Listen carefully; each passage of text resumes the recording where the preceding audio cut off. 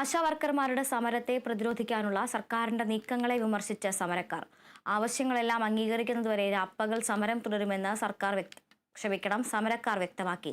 പുതിയ health വളണ്ടിയർമാരെ തേടാനുള്ള national health മിഷന്റെ നിർദ്ദേശം പ്രവർത്തകർ അവഗണിച്ചു. മറ്റന്നാൾ നിയമസഭാ മാർച്ച് സംഘടിപ്പിക്കും. ആശാവർക്കർമാരുടെ സമരം 20ാം ദിവസത്തിലേക്ക് കടക്കുമ്പോൾ സമരത്തെ നേരിടാൻ പല മാർഗങ്ങൾ കണ്ടെത്തുകയാണ് സർക്കാർ. ഏറ്റവും ഒടുവിലിറങ്ങിയ NHM ഉത്തരവ് പ്രവർത്തകർക്കിടയിൽ ആശങ്ക സൃഷ്ടിക്കാനുള്ള ദുഷ്ടബുദ്ധിയോടെയുള്ള നീക്കമാണെന്നാണ് സമരക്കാരുടെ വിമർശനം.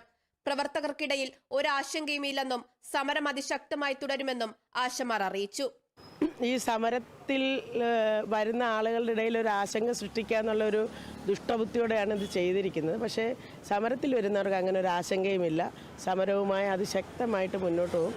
നമ്മളുടെ ഡിമാൻഡ് നേടിയെടുക്കുന്നവരെ നമ്മൾ ഈ സമരത്തിൽ ഉറച്ചു നിൽക്കും. സമരം ചെയ്യുന്ന ആശമാർക്ക് പകരം ഹെൽത്ത് സ്കീമിലൂടെ പുതിയ വോളണ്ടിയർമാരെ കണ്ടെത്തി എല്ലാ ജില്ലകളിലും പരിശീലനം നൽകാനാണ് മാർഗനിർദ്ദേശം. നിർദ്ദേശങ്ങളും ഭീഷണികളും അവഗണിച്ച് സമരം ചെയ്യുന്ന ആശാപ്രവർത്തകർ മറ്റന്നാൾ നിയമസഭയിലേക്കും മാർച്ച് സംഘടിപ്പിക്കും. Kerala vision news, Thiruvananthapuram.